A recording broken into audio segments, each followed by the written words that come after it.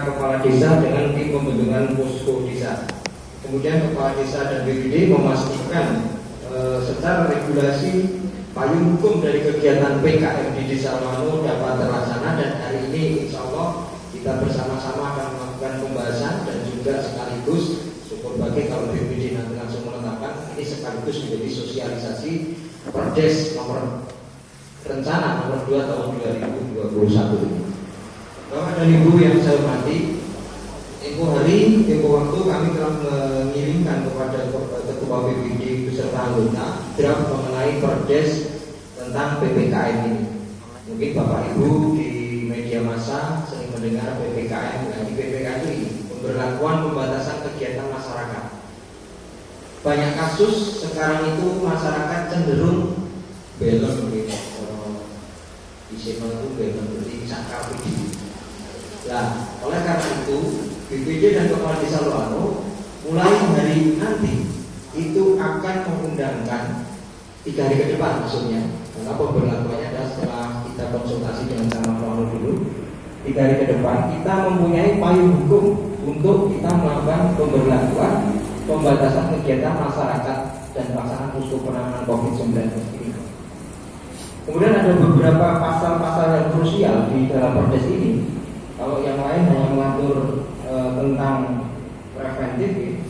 Kemudian ada yang harus dipahami oleh kita semua. Karena nanti yang hadir pada hari ini di sini itu akan menjadi satgas semua, satuan tugas PPKM ini. Kemudian yang perlu diketahui oleh Bapak dan Ibu adalah pasal 3. Dalam draft pasal 3 itu mengenai kriteria pelaksanaan kegiatan. Dibuka maksudnya.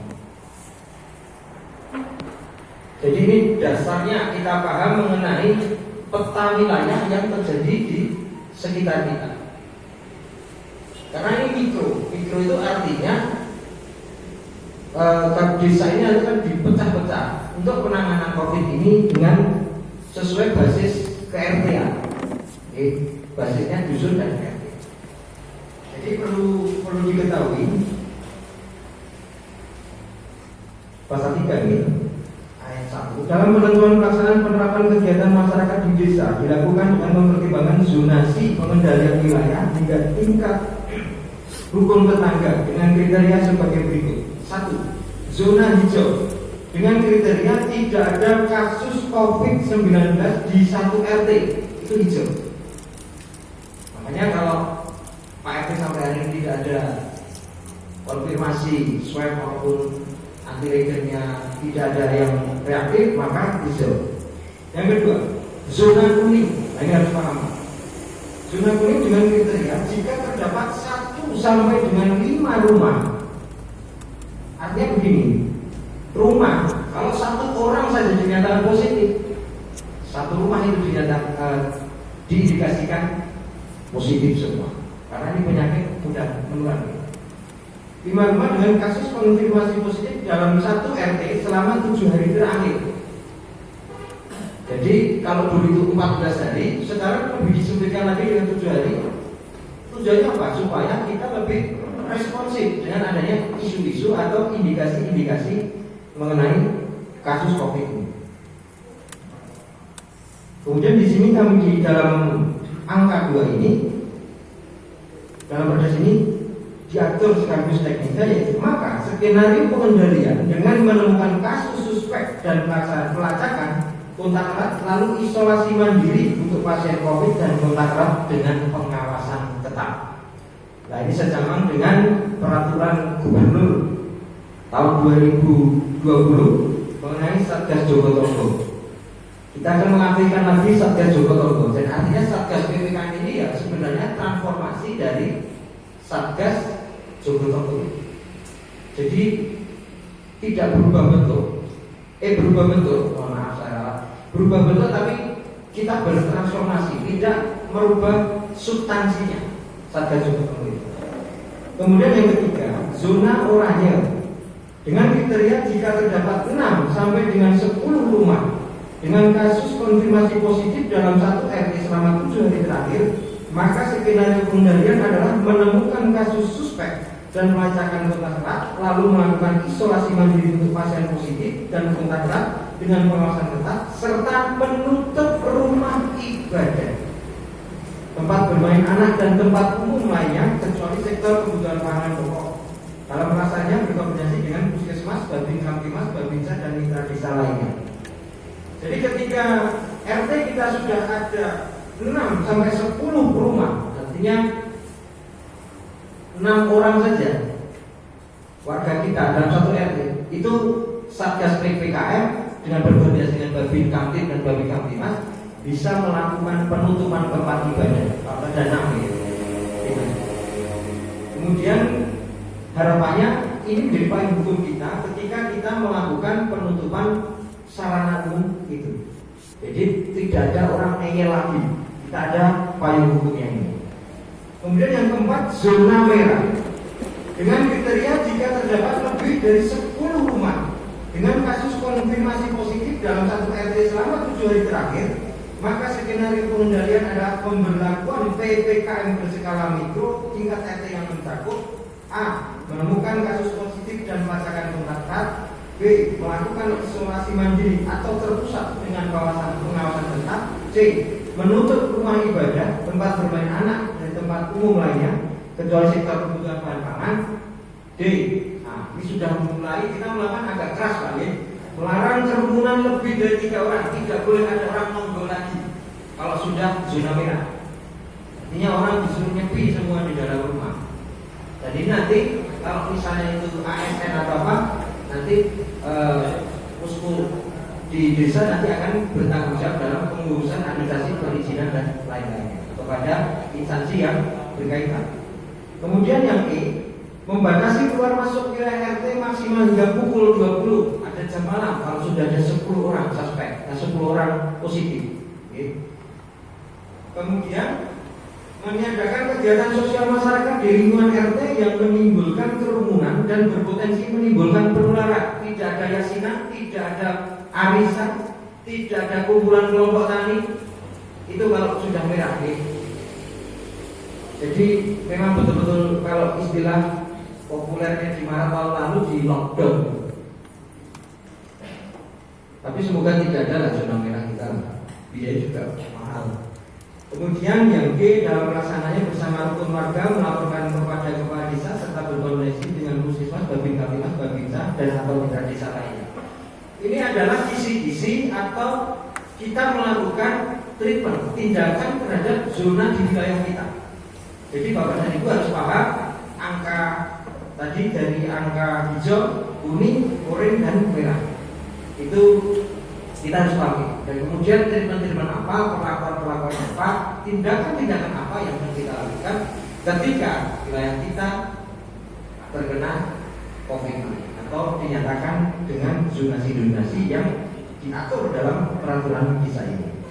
Kemudian yang berikutnya pasal 3 ayat 2 posko desa. Nah ini terkaitnya dengan satgas yang akan kita bentuk hari nanti.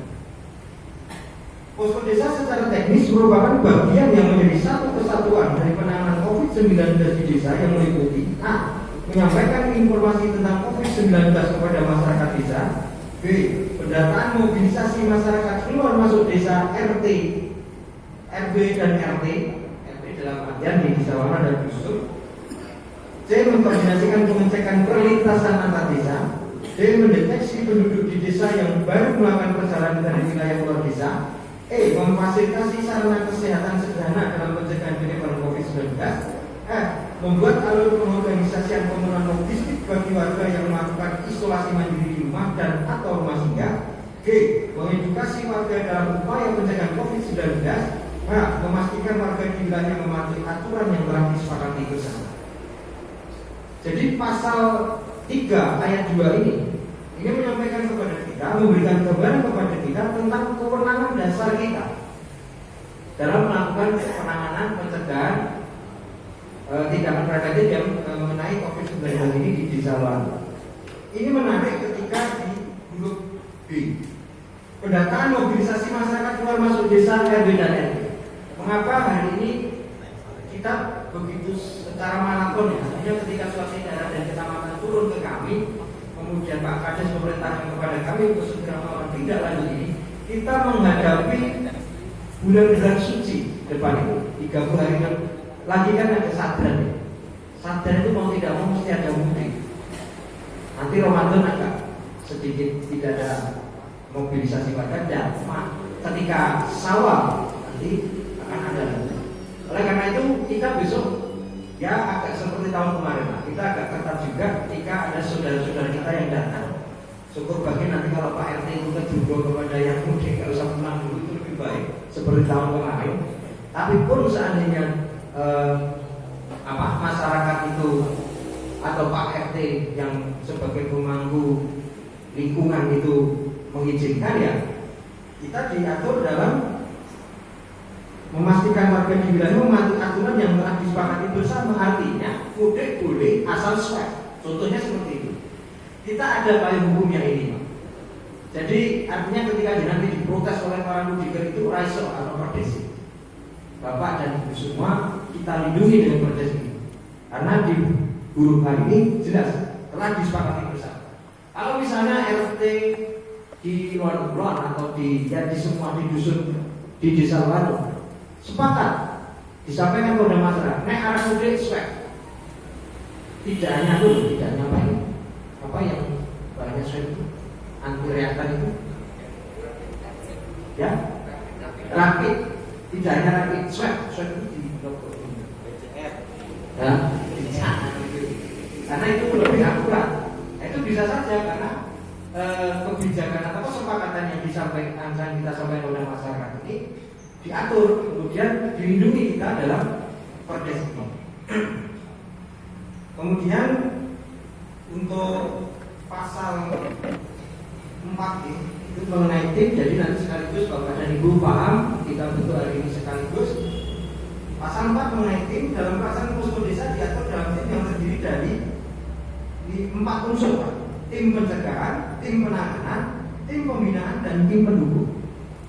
Kemudian struktur timnya adalah pelaksanaan posko desa dibentuk struktur dengan susunan terdiri dari ketuanya, kepala desa, wakil ketua BPD.